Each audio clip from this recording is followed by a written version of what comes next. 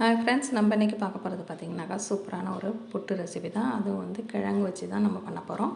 மரவள்ளி கிழங்கு இது நல்லா தோல் உரிச்சிட்டு இது போல் துருவி எடுத்து வச்சுக்கோங்க. இது போல் துருவி வச்சுருக்கக்கூடிய அந்த கிழங்குல வந்து ஈரத்தன்மை வந்து ஜாஸ்தியாக இருக்கும். அந்த ஈரம் அதிகமாக இருக்கும்போது நமக்கு அது புட்டு வேக வைக்கிறதுக்கு சரியாக வராது. அதனால் இப்போ 1 கப் அளவுக்கு நீங்கள் துருவின கிழங்கு இருக்குது அப்படின்னு சொன்னாக்கா அதே 1 கப் அளவுக்கு அரிசி மாவு சேர்த்துட்டு நல்லா கலந்து விட்டுடுங்க. இந்த அரிசி மாவு சேர்க்கும்போது அந்த கிழங்குல உள்ள ஈரம்லாம் அந்த அரிசி மாவு நல்லா உறிஞ்சிரும். உறிஞ்ச பிறகு இதை நம்ம எப்படியும் வந்து நம்ம வேக வைக்க போகிறது கிடையாது. இது வந்து நம்ம மிக்ஸி ஜாரில் போட்டு ஒரு பல்ஸ் மோடில் விட்டு லைட்டாக வந்து அரைச்சிட்டு அதுக்கப்புறம் தான் நம்ம வேக வைக்க போகிறோம். இப்போ வந்து மாவு வந்து எனக்கு கொஞ்சம் பத்தலை, அதனால் இன்னும் கொஞ்சம் சேர்க்குறேன். அதான் நான் சொல்கிறேன் பாருங்களேன், கலந்துட்டு நீங்கள் அந்த ஈரத்தன்மை வந்து ஓரளவுக்கு நல்லா அப்சர்வ் பண்ணியிருக்கணும். அந்தளவுக்கு இருந்தால் தான் நம்ம மிக்சியில் போட்டு நம்ம பல்ஸ் மோடில் போடும்போது ரொம்ப கட்டி தட்டாமல் நம்ம அதாவது இந்த கிழங்குல வந்து பிசுபிசுப்பு தன்மை அதிகமாக இருக்கு இல்லையா, அது போல் ஒன்றோட ஒன்றும் ஒட்டாமல் நல்லா வரும். அதுக்கேற்ற மாதிரி இப்போ அரிசி மாவு கலந்தாச்சு. கலந்துட்டு மிக்ஸி ஜார்லேயும் போட்டு இதை பல்ஸ் மோடில் விட்டு அரைச்சியும் எடுத்தாச்சு.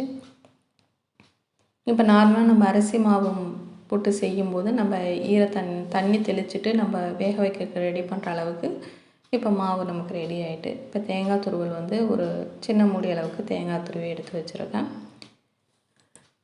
இப்போ நம்ம புட்டு செய்ய போகிறது பார்த்திங்கன்னா இது போல் டம்ளரில் தான் நான் வந்து செய்ய போகிறேன். அதுக்கு டம்ளரில் கொஞ்சமாக எண்ணெயை உள் பக்கமாக நல்லா எல்லா பக்கங்கள்லேயும் தடவி விட்டுடுங்க.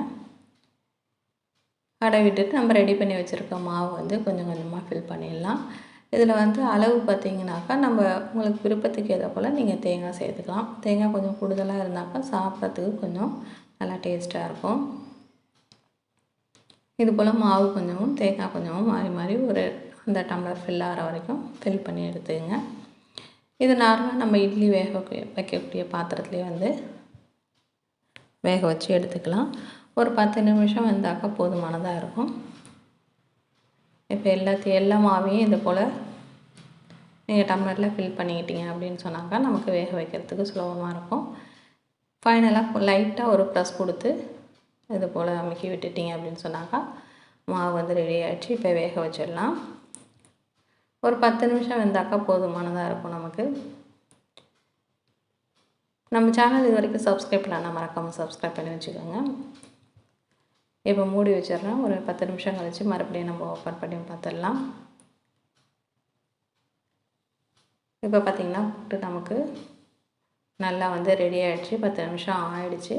இப்போ அதை ஒரு பிளேட்டுக்கு மாற்றிடலாம். நீங்கள் எப்படி இது போல் டம்ளரில் இந்த திருப்பி விட்டு லைட்டாக ஒரு தட்டினீங்க அப்படி சொன்னாக்கா அழகாக வந்து புட்டு வந்து நமக்கு வெளில வந்துடும். இப்போ இது மேலால் நமக்கு வந்து ஜீனியோ இல்லை நாட்டு சர்க்கரையோ நீங்கள் உங்களுக்கு விருப்பம் போல் எது வேணால் சேர்த்துக்கலாம்.